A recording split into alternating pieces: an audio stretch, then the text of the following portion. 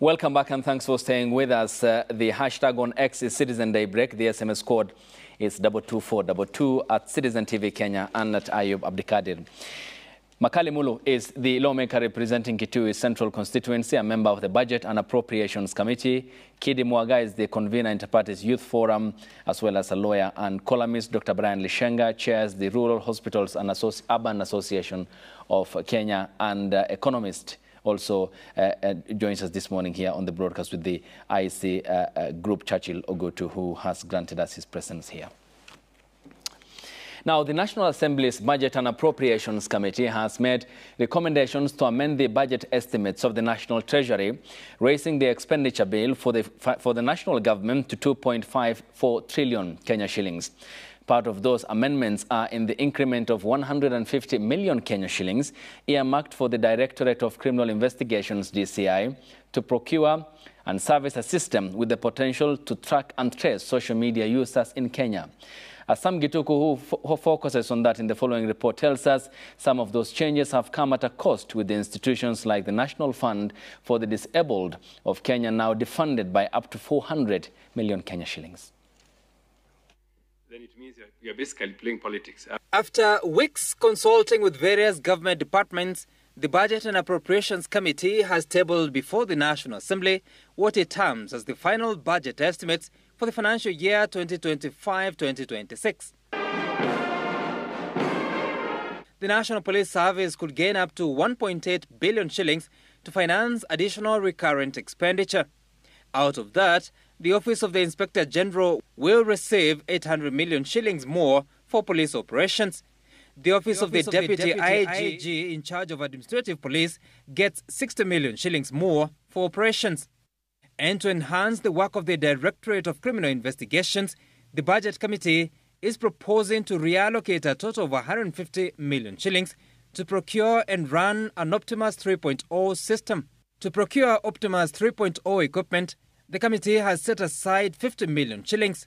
The committee further increasing the recurrent expenditure by 100 million shillings for, quote, DCI Forensic Lab Optimus 3.0 social media, end of quote. Experts saying this has the potential to track social media users in the country, fetching identities of users across different platforms and establishing who is posting what, where, and using what gadgets, traceable through connection data. And while the overall increment of the budget is just 33 billion shillings for the national government, several internal shifts have been approved by the Samatandi-led committee. At the Executive Office of the President, the estimates have been increased to 5.37 billion shillings. This is after increasing the recurrent expenditure by 455 million shillings that has also caused a cut of 550 million shillings from the development plan. As such, capital transfers to the National Fund for the Disabled of Kenya, which is considered development expenditure, has been cut by 400 million shillings. Part of the cut being used to meet a 44 million shilling bill for operations and maintenance that includes replacing, quote, the old fleet of motor vehicles for Chief of Staff and Head of Public Service, end of quote. The Office of the Deputy President has also benefited from a 150 million shilling raise attributed to operating expenses, now hitting 3.07 billion shillings in total estimates.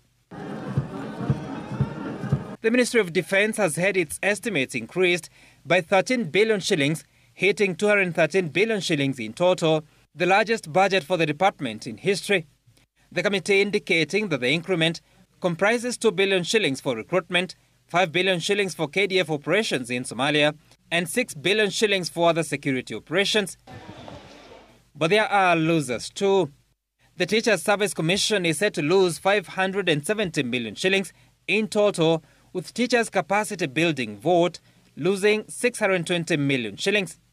University Education is losing 920 million shillings, 405 million shillings reduction for primary education, which includes reduction in capitation, while secondary education is set to lose a net of 4 billion shillings in allocation. That includes a combined 5 billion shilling cut in capitation for secondary and junior school. On your right. The National Assembly is expected to debate the report and, if approved, form the basis for the budget statement by National Treasury Cabinet Secretary this week. Sam Kituko, Citizen TV, Nairobi. Honorable Makali Mulu, that was your committee's report yes, and the adjustments for the specific allocations. But there's one interesting thing there, and whether it's a priority. That was the 150 million meant for the servicing of the software for the DCI, possibly to trace Kenyans. And why did you see it fit to make those adjustments as a committee? Maybe before I get to that specific, let me explain what normally happens so that people don't think that this is the budget and appropriations committee which does this. Once the budget is tabled in the House from the executive, the first step is that budget to be sent to the departmental committees in charge of respective MDS. For example, the budget for Office of the President and the budget for security issues, internal security, goes to the Committee on Administration and National Security. Now, what that committee does, they look at the budget, because it's a committee which oversights that particular ministry. They look at the budget as presented by the executive and call the PS for discussion in terms of what is this item, what is this item. So most of this reallocation is done by the committee level, at the committee level, because they'll be able to say, in terms of our prioritization, after discussing the ministry, we could be able to move these resources from this department or from this item to this other item. And that's why you see there could be the allocation from the main policing to the DCI, another movement from even DCI to this one on Nakada. And this is informed basically by the sector allocations. You know, the budget policy statement will have given a ceiling for each sector.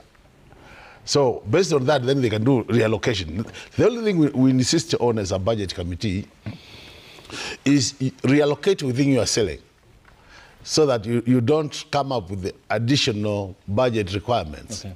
Because by doing that, then you'll be affecting the budget deficit. You know, we have an overall budget deficit. Like this year, it was 4.5% of the GDP. So even as you reallocate internally, make sure you are within your ceiling. And that's why you see some of these allocations, the budget committee might not be really able to go into the details of why are you allocating, because the departmental committee has already had discussion with the ministry and they have agreed. So when they come to us as a budget committee, the only thing we do is we look at their reallocations, and if we are, because our focus more is the figures, if we are convinced that the department discussed that they have not gone beyond the budget, we take that recommendation up. So, but for this one particular one, I think what has been happening is the DCI would justify some of these allocations for purpose of tracking criminal activities in the country. So they might be saying, we are facing challenges in this area, and on the basis of that, we need additional resources. I want to give you a very good example. If you look at the budget for DCI, the budget for the National Police, there's enhanced operational budget. That is basically to conduct operations areas like what I was talking about, Rift Valley, where we have issues, so that they're able to send more officers to the ground. Anytime you send these officers to the ground, you must provide for them in terms of allowances, in terms of food and all that. So this detailed justification normally would be given to us by the committee. And if we are convinced the committee did a good job, because also as a committee, we don't know how to micromanage the other committees. Okay. You know, it doesn't look good that a chair of a committee comes, tells you, we have agreed with my team, this is what we are going to do, and then you change all that.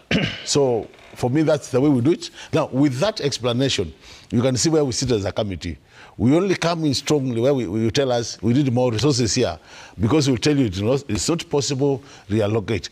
The only other time we come in strongly is where we think some financial requirement has been excluded from the budget and is critical for the country. Right. For example, you remember what came from the executive, we didn't have the money for examination fee, to pay examination fee for the Kenyans. So the budget committee had to come strongly and say, we must look for resources from wherever we'll get them to make sure that we factor in a budget for examination. All right. Yeah, basically that's the process. Yeah. Yes. And Churchill, are then the priorities and the allocations right for Kenyans regarding the 2025-26 budget?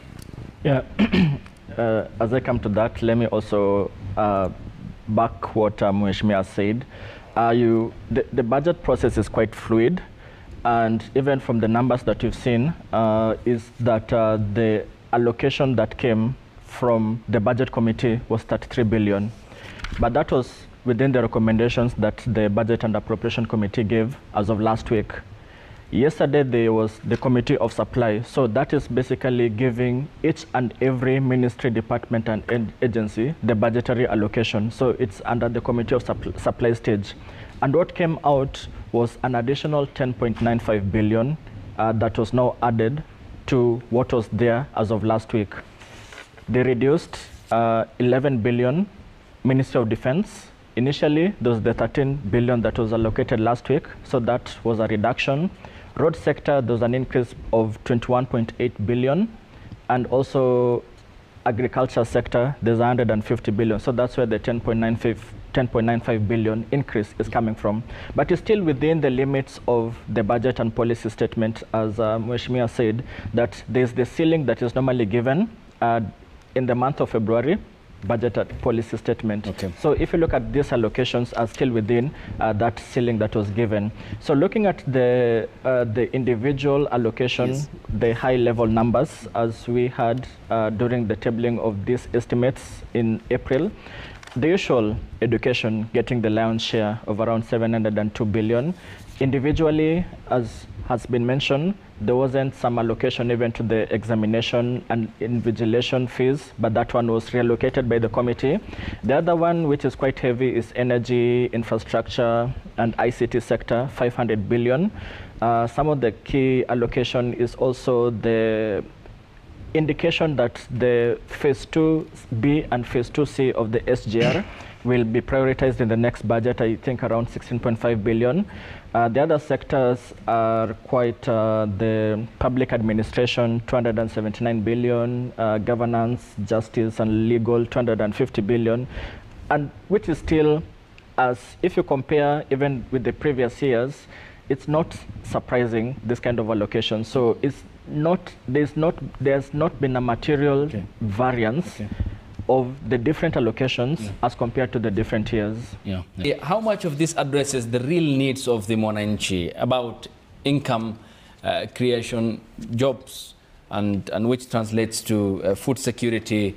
And Kidi mentions a pertinent point. Safety net is also coming down because it's the same taxed minority that still is sending some small cash, which ideally is a strain on those with pay slips. Are the real needs addressed in this budget? If I were to analyze this budget, I'll look at it from three perspectives. The first perspective would be, is it pro Mwananchi? The second perspective is it pro private sector? In terms of, because we always say private sector is the engine of economic growth in an economy. So, and the third one is perspective of the executive. You know, in any budget, you will have the executive pushing some programs and projects in that budget, which will push their agenda, matters, their manifesto, and as a result of implementing their manifesto, then moving more to the political area that is getting a re-election. There's also programs and projects which are targeted at the private sector, which is supposed now to boost the economic growth.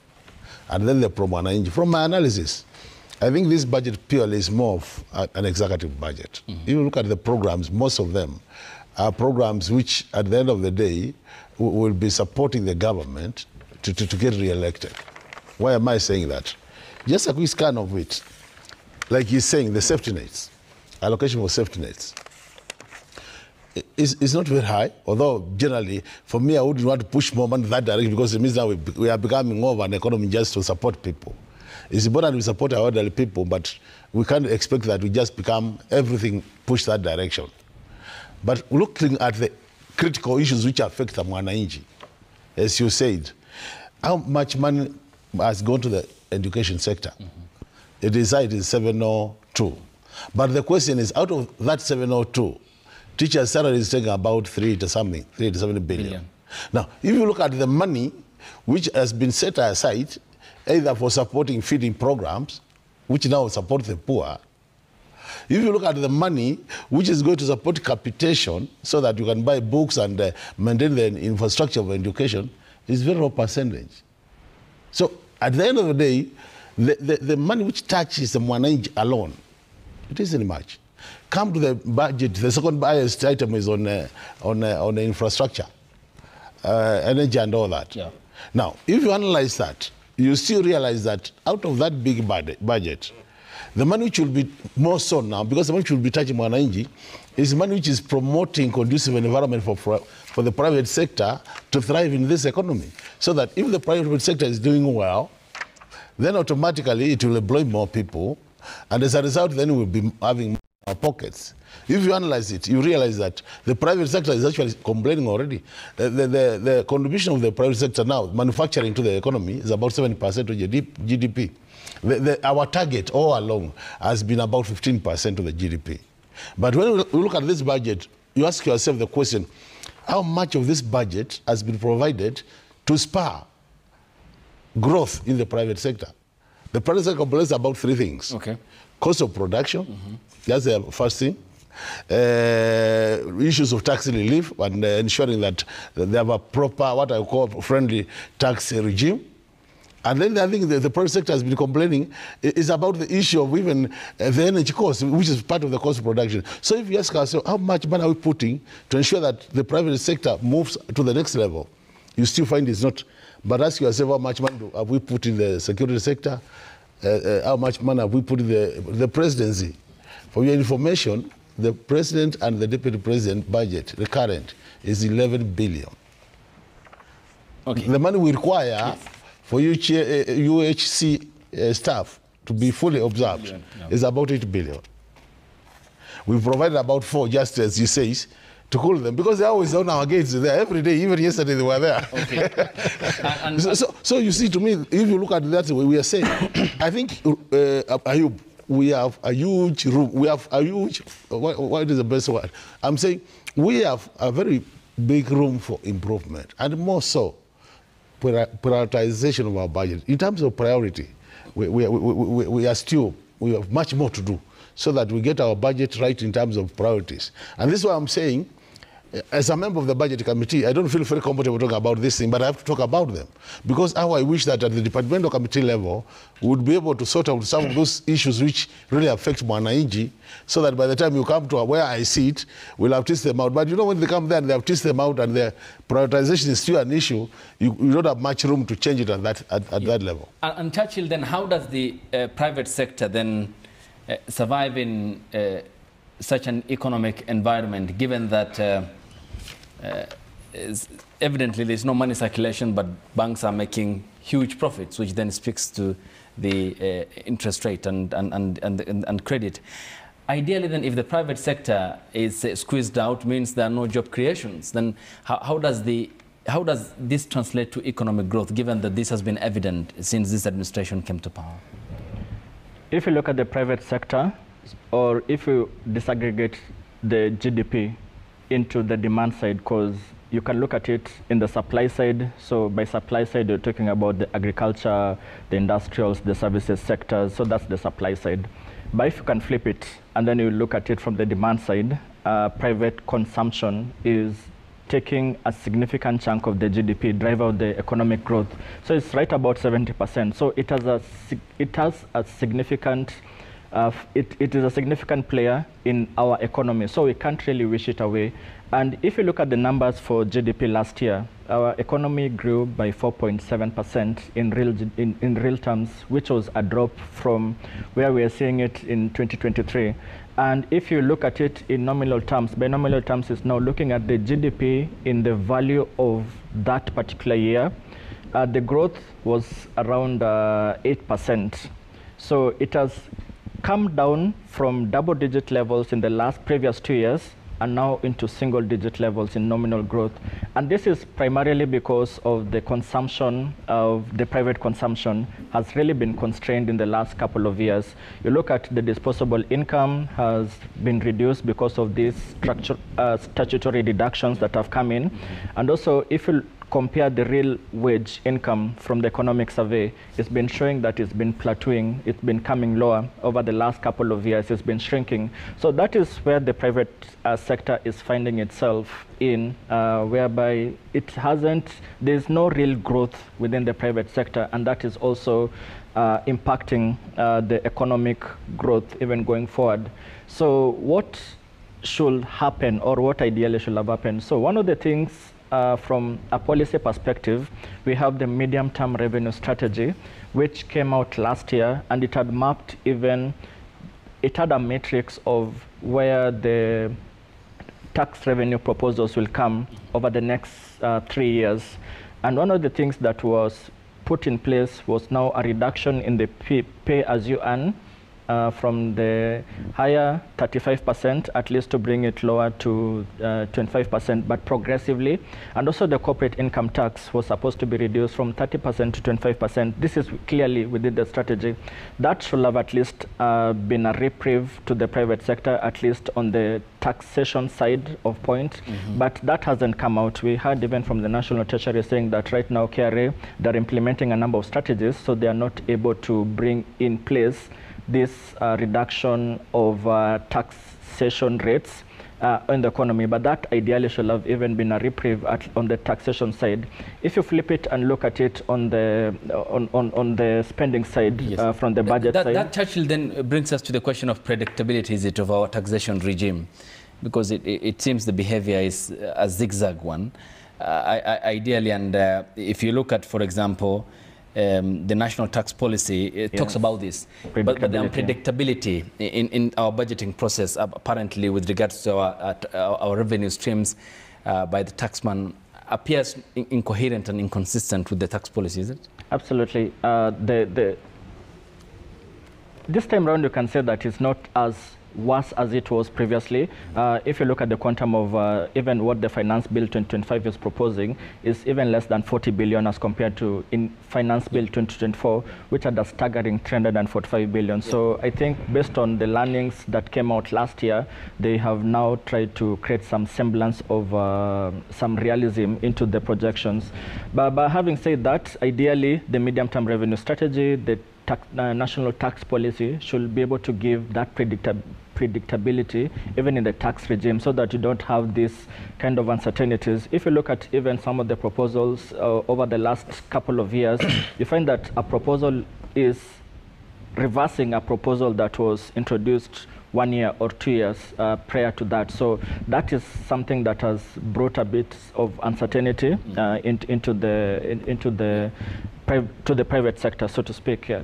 But if you flip it on the spending side, ideally, we are not seeing that nexus, because the government is the largest spender in the economy, but it's also its role is now to facilitate even the business environment to be quite favorable to the private sector, but that's not coming out clearly. And also regarding the same, because the government plans to borrow more from the domestic market, which then squeezes out the other players, because there's guarantee around it when the government borrows, and there are no guarantees with regards to its investment plans and the gainful economic activities as a result. Dr. Lishenga, we have talked about 136.7 billion for health, yet this is a devolved function. Interesting. Yeah. Then how do we navigate these waters? So this is, healthcare is largely devolved, except for the National Referral Services and Healthcare Policy and a few other programs. What was interesting for me in this year's budget is some of the things I consider anomalies. For instance, when you look at how much of that budget is being allocated, there's about 925 million shillings, just shy of $1 billion, that is being allocated at Ministry of Health level to build health centers across the country. And I looked at the entire list, and we have 22 health centers that are going to be constructed in this year's budget by the Ministry of Health. Obviously, this is an anomaly, because it's what the Americans call pork in the budget, just padding up things there to please certain constituencies. I mean, for instance, I can imagine that there's a reason why you might want a health center in Lukusi, for example, which is in Kakamega County. There is probably a reason for that. But that health center is actually the mandate of the county government. If, for instance, Parliament wanted to ensure equitable development, what maybe they would have done is give it as a conditional grant, okay, to the county government of Kakamega to build the health center. So we have quite a bit of discrepancies. Now, the other one which is very interesting to me is the issue of KMTCs. Now, we're still talking about this healthcare being devolved. There's quite a big chunk of money, about 13.6 billion shillings in that budget that is going to KMTCs, and about 16 KMTCs being built using the Ministry of Health budget. This sounds to me like a major anomaly. So you can imagine that not only are MPs building KMTCs using NGCDF, we are also doing the same using Ministry of Health budget, okay? We are also building dispensaries and health centers using Ministry of Health. So there's a lot of lack of financial discipline you can see, and also begs the question, we have this called the Intergovernmental Budget and Economic Council, which is supposed to ideally coordinate, where you are having overlapping functions chaired by the Deputy President. What is the role? What role have they played to ensure that where the national government is overreaching into county functions, that this is being checked? Because we have a lot of this money, and I have tabulated the money, it's in the region of 16 billion shillings. That is being inappropriately spent by the Ministry of Health at county level. Now, if we were to do things properly, that 16 billion shillings is enough to retire half the NHIF historical debt. It's literally enough to retire it, and you let the counties actually do their function. So there's quite a bit of that. The other thing I notice is Linda Mama.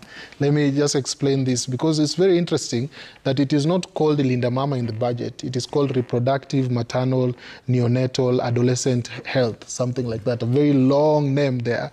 Allocated 9.8 billion shillings. One of the things that quickly comes into your mind is that you have no idea how we are going to determine which Kenyans in this are beneficiaries of this 9.8 billion. No idea. And secondly, I mean, the systems are not in place. Right now, we expect every Kenyan to be a contributor. Okay.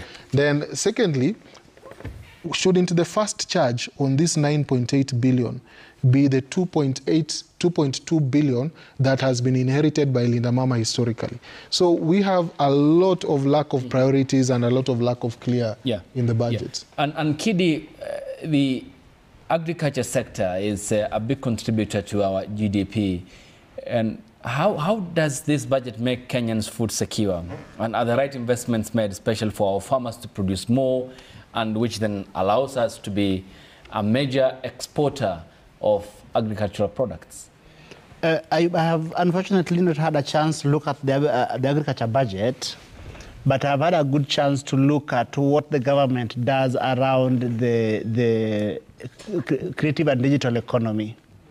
And I think that there is deliberate measures to make sure that while Kenyans are not burdened with the taxes around the digital economy, but multinationals investing in Kenya are also made to bear their fair share of the burden. So that if they are investing in Kenya and benefiting from Kenya's heavy use of social media and access to internet, that then they also make sure they also pay their fair share of the tax burden. I think that is a critical first step. Secondly, it then now puts Kenyans who are then now content creators and people who have moved their businesses online, are then, in a small way, have an easier access to what we call ease of doing business. It brings ease of doing business. So for me, because I think that is a critical place where to start, I think that, for me, is a big win that young people could take out of this budget. Yeah, and is the focus right here, talking about some of Daktari coming to you, Makali Mulu, because it's very major. If you look at the finance bill on the VAT regime, for example, from zero rating to exempt, and a cleanup of the second schedule, does this rationalize then our questions around the VAT from a VAT perspective here and to now push it to the standard rate category, which then attracts VAT? Maybe before I come to the VAT, allow me just to weigh in on what Dr. was saying. The issue of some functions which are devolved being done at third quarters. I think he made a very important point that we need to think about sending this money as conditional grants. This is very important. Why? Because you see what has happened to Ayubu in this country. MPs are doing KMTCs. Headquarters are doing dispensaries. And what is happening now as a result of that? MPs do KMTCs? Yeah, they do. Through NGCDF, a lot of them. Because through our boards, we've done a lot of KMTCs. There's a feedback here from the Cabinet Secretary, National Treasury, John Buddy, who has just sent me. He says KMTC is training and devolved function, no county funds for the Kenya medical training campuses. Yeah, but NGCDF does, you know, NGCDF is also from the national government money. Yeah. So they do KMTCs. But what I was saying, the gap which happens is that you have institutions, we have facilities which have been constructed, but issues of staffing and equipment is not factored in. Because now the county government is supposed to take over once you construct. So you find you have many facilities all over the place, but they are not equipped and they are not staffed. So through a conditional grant, then the governor will be able to factor in what staff is required and what equipment is required so that you make the thing operational. It only helps Kenyans when it is operational, not when we have a structure. But then you come into the issue of agriculture. Basically what has happened in agriculture, there's some money provided for fertilizer and other inputs, and also some money for research. You know, research is important for agriculture. But I think the challenge we have in agriculture, and which that's why you see we are having problems, is because we still continuously rely on rain-fed agriculture. So depending on how the rains are, we could be having good harvest or poor harvest. And that's why you see like now, the inflation rates are starting to increase because you are facing challenges in terms of food. So how I wish, even as we push this agriculture to in terms of fertilizer, because it's also devolved, that we could also do much more in terms of irrigated agriculture. Because with irrigated agriculture, you have a bit of, you have a bit of predictability. You can predict what will happen. But rain-fed, you depend on God, and I think that's where the problem we have. Now coming to the VAT and the tax exempt and zero, I think we have had this discussion and we said, while it could be the move in the right direction, and I think the CS has been expressing this, the challenge has always been, I imagine if you move goods from zero-rated to tax VAT exempt, then normally what it means is those goods, you will not be able to claim the input VAT. And the question is, the manufacturers, are they going to be, because when it's zero-rated, you not charge VAT, but you also claim VAT on inputs. In that case, you can make the price of the goods slightly cheaper because you'll be claiming the input VAT. Now, if you don't claim the input VAT, are the manufacturers going to take that as part of their cost? Or are they going to transfer that to the consumer by increasing the prices? Now, if they transfer that to the consumers by increasing prices, that's where the danger could be, depending on the magnitude. Dr. Makari, then, is the rationale then right from the National Treasury? Because Mbadi and his team feel there's a problem. For example, total VAT refunds submitted to the Kenya Revenue Authority, 30% were declared invalid. Yeah, you know what is happening, and I think it's good we call a spade a spade. What is happening is that some of the people producing these goods, Ayub, what they have done, instead of producing more, they have invested in very good accountants who can just sit, do the right VAT claims, and actually make more money by claiming for reimbursement than by producing. But if we were to push our integrity levels slightly higher... So which then means it's a means of abusing the process. Exactly. The thing is, what the CS is now trying to address is trying to address the issue of abuse, as opposed to the issue of making the goods cheaper so that people can buy more, and by buying more, they will be able to grow the economy. By growing the economy, you'll have more people employed. By having more people employed, it will push this income tax higher. These are simple, very logical processes. You can't change them, very logical things. But you know what you're trying to do now is, you guys, since you are claiming VAT above what is expected by playing around with your books, I'll make sure that then you don't claim at all. In that case, then I seal that hole. But then you look at it the other side. The other side is you're likely also to make manufacturers not produce more. Okay, yes, Churchill.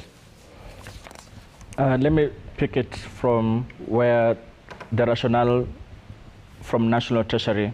So there's the tax expenditure. So this is the expenditure that is forgone from National Treasury in terms of ideally the revenue that they should have collected. So if you look at it, that bigger picture, you find that the last one, tax expenditures of 2023, the biggest factor contributor to the revenue forgone is from VAT, value-added tax. So if you look at finance bill and this shifting from the zero rated to tax exempt status, and also from tax exempt status to standard rated. So that just tells you that they would want now to reduce the revenue that is forgone, the tax expenditure that has been forgone. So that's the overall rationale that is coming out. But when it comes to the issues around tax refunds, I think it's something which is quite, as Mheshimiwa said, there's some fictitious claims that keeps coming time and again. Ideally, if we have the proper systems in place that on a real-time basis, if you make a payment, be it for a good or a service, and there is a VAT that is applicable, and for the person who's selling you, there's an input VAT that they can be able to claim from KRA. If that is, if processes are there and they can be able to have oversight on them on a real-time basis, it can now be able to reduce this kind of fictitious claims that is out there. So I think progressively KRL needs to at least streamline their processes, at least to be able to reduce these fictitious claims. Yeah, and Kidi, how important is Parliament in the whole budget-making process, given the placement of its role as such, as a guardrail in representing the people and the voices of Wananchi? I think Parliament primarily is the voice of the people. Because remember that in establishing the social contract, we hope that the government will protect us. By surrendering our sovereignty to the government, then government must preside over taxation to help it run its activities. So if you look at Chapter 12, Public Finance, it is envisaged that how that taxation is presided over is determined by Parliament. So that even in the instances where, for instance, last year when young people overran Parliament, it was in part because Parliament, in the mind of many, in the feeling of many young people, that Parliament had abdicated its responsibility to ensure that that the taxation that this administration was presiding over was fair, just, and in tandem with economic realities. Mm-hmm. Because, for instance, if you look at in 2023, we raised new tax measures to meet our, of course, pressing demands. So in 2024, there was a lot of hit at the household level and at SME level. So that then, when we attempted to raise 360 billion last year, the question was, could the economy absorb it? Could the household absorb it? Could the SMEs absorb it? So the role of Parliament at all times is to ensure that the taxation is fair and in tandem with the existing economic realities. Yeah, and Dr. Kidi mentions the question of the pressure on already those who are employed and the minority who are taxed. Mm-hmm. The economic survey reports pointedly over the past few years are indicating the continued informalization of our economy. Last year, the report was only 78,000 was reported in the formal sector, more than 782,000 created in the informal sector. Mm. How will then this budget streamline this and focus on job creation? Because the budget policy statement was very big on value chains, for instance. Ideally, then, can this translate into job creation and decent employment for Kenyans? What I would say is, I think on paper, we have very good proposal in terms of value chain. But are we implementing them? That's a question. You realize we are not doing much. So, but I think really what needs to be done, from what you are saying is, and this is some of the challenges we have in terms of collecting taxes in this country, because most of our sectors are informal, the employment is informal. And you know, when you are dealing with the informal sector, then it becomes very complicated. It's not really structured like when you are dealing with salaried individuals. But all said and done, what I would be saying, Ayubu, and from a budget perspective, you know, a budget is just a proposal. It's a statement of intent. And it will only help Kenyans if we implement it. If you look at what has been happening because of the challenge, and there are quite a number of challenges relating to budget implementation in this country, a lot of challenges. One of the key ones is what we call the exchequer release. That when you really want the money now to do the work, you want the money is not coming in good time. And this is very common in all these ministries you are discussing about.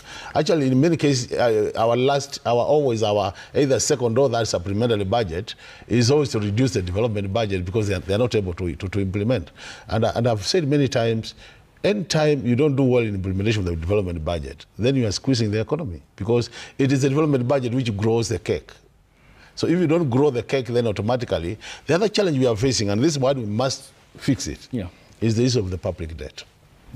I remember two weeks we had a very serious discussion organized at the level of IMF, discussing debt transparency, and the thing was aligning legal frameworks to good practices. And what has happened is, if you look at the countries which have gone through debt restructuring, countries like Ghana, which has just did it the other day, countries like Zambia, because we are sharing experiences, they were telling us, Kenya as a country must do as much as it takes that you don't get into that process of restructuring your debt. It's a very painful experience. Now, with that and looking at how our debt is, because with the debt repayments, like this budget has about over $1 trillion, which will go towards repayment of debt. We've squeezed our fiscal space to a level that we have very small room for us to take care of our development and other expenditures. So one of the things we must address, if we really want to get out of where we are, we must critically start thinking about how do we start sorting these issues of debt repayment, public debt increase, because initially the Kenya Kwanza administration came on to power on the basis that we will not borrow more. But reality is now down on them that they must borrow, and they're borrowing. So I think for me, we need now to be borrowing in a very accountable way, that we must now start to think about how do we reduce our public debt. So at the end of the day, that we have more space to fund other programs. The third, which is critical. Yeah, Dr. Then if you're asking how, then how? I ask you how. The answers I have them. I wish we had time. Yeah, because if we are to talk about debt structuring, many Kenyans feel the time is right, but we keep on playing the cool kid culture. And this is, the original scene can be traced back to 2013. Yes. When Uhuru Kenyatta and William Ruto came to power, because ideally then we are trying to please the markets so that we don't raise the red flags. But then as an economist, then how do you address that how you have pointed out? Now the how is a long story. I will tell you. The fact that we are in that situation, because you're having a distressed situation, I think that's what I'm saying is move to the future. We need to have somewhere on our dashboards everywhere that public debt is a looming danger. 11 trillion. Is a looming danger. That anytime you think about budgets, that becomes the first trigger. How, as I budget, how do I... And one of the easiest ways, and I've said it many times, is just to control your expenditure side, what we are discussing.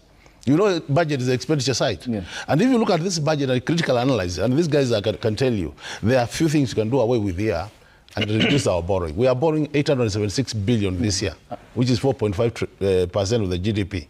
There are a few things you can do in this budget, borrow about 700. If we can start thinking about reducing, it will help. The third important thing is the issue of the 223 in the Constitution. Good will tell you, because I'm sure they are reading, 223 has been abused in this country so much. Because it's another way of budgeting indirectly. And I remember the CS band, he was watching, when he was in Parliament, because we were in this committee together, we used to talk always about abuse of 223. And I remember during this interview, he committed to ensuring that this will not be abused anymore. We want to see this abusing of 223 being stopped. Last week, the Controller of Budget, the Honorable Dr. Margaret Nyakango, appeared before the National Assembly, and she said 6 requests were made on a single day using 223. No explanations were given, and that money was needed urgently. But also, Waziri Mbadi appreciated, coming to you, Dr. Lishenga, the need to fix one major thing, corruption and leakage. How can that then allow us to fix some loopholes, including addressing the budget deficit that keeps on growing year in, year out financially? Well, I think maybe we start with budgeted corruption, because one of the things that we do routinely is to pad the budget with allowances for, taking care of a few things. So, for example, if you look at some of, like in the health sector, some of the most wasteful things that we have done. Mheshimiwa was talking about wasteful things that we can cut out. We have 6.5 billion shillings that has to be allocated for the MESS project, which, as you know, you have had equipment lying idle in this country for years, not being utilized. But because we got into those contractual arrangements, we have then to make sure that we service that. But as we are doing that, we are also taking up on ourselves a new liability under a new equipment financing project that is also going to cost Kenyans a lot more money. So the issue of budget corruption is very important that we address that. And then if you look at how we are funding regulatory agencies that are supposed to help us with these issues, just focusing on health sector, you have cuts to all the regulatory bodies. So how are you going to be looking at fraud, for instance, when the Pharmacy and Poisons Board, which is supposed to look at the commodities, is being underfunded, when KMPDC is also being grossly underfunded. So we have all the regulatory agencies, in fact, the most attractive site when you want to cut money, it looks like in this country, is to attack the regulatory bodies and take money away from them. And this is actually limiting our ability as a country to be able to deal with gaps when they arise. Okay. Yes, Churchill, before I sample the feedback here on the broadcast, your thoughts? Well, as Mheshimiwa said, Article 223, that is what now leads to the supplementary budgets. And it's something that we even heard that there's a proposal of introducing the third supplementary budget. And more likely than not, is just basically to regularize some of these expenses that have already been done. But the other thing, if you look at it, even in the formulation of the current budget, we are talking about the fact that Budget and Appropriation Committee interacts with the departmental committees. And out of that report, there was close to 235 billion unfunded requests that came from the departmental committees. So you can see that that is the proximate cause whereby some of these Article 223 expenses arise from, in the sense that they have already been prioritized from the departmental committees. And you could find that now the MDS will now start having spending around those priority items, and those are the things that now lead to Article 223, the supplementary budgets. So that's something that needs to be watched out.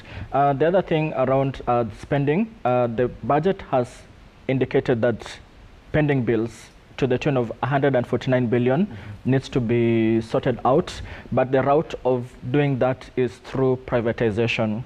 So that speaks to, if you look at the budget, the monies to the MDS in terms of economic classification, you find that transfers to parastatals takes the lion's share of around 56%, around over 1.3 trillion Kenya shillings is going to transfers to parastatals. So there's a need of looking at some of the most viable parastatals, or the commercially linked parastatals, which should not even be in that business competing with the private sector, and now to privatize them. We still don't have visibility of the pipeline of the parastatals that ideally should be privatized, but if that is done, we can now be able to see the pending bills to the tune of 149 billion sorted out, and it will now be able to increase even some confidence to the private sector, pump the necessary liquidity to the private sector, and that will be something, if it's done, will be quite pivotal. Okay. Lastly, talking about some of the previous questions around the jobs creation, and if I look at this budget, the affordable housing is a priority project over the last two regimes. So the target for the next financial year is construction of 215,000 affordable housing houses, and social housing to the tune of 81,000 units. But if you look at the stock, if you take stock where we have performed so far over the last couple of years into the affordable housing, we have been punching below our weight. So what makes you think that we'll now be able to hit these targets? But the other lens you can look at it, this budget will be implemented and will be completed a year before the election. So it's like a political election, but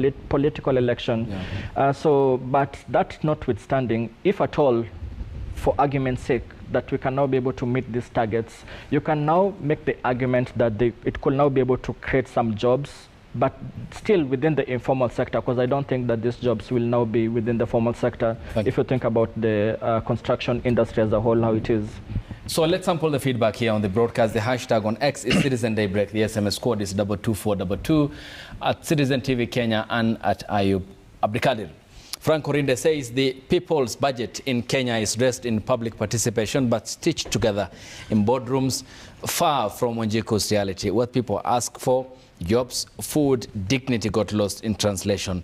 What they got instead is heavier taxes, death traps and elite comfort.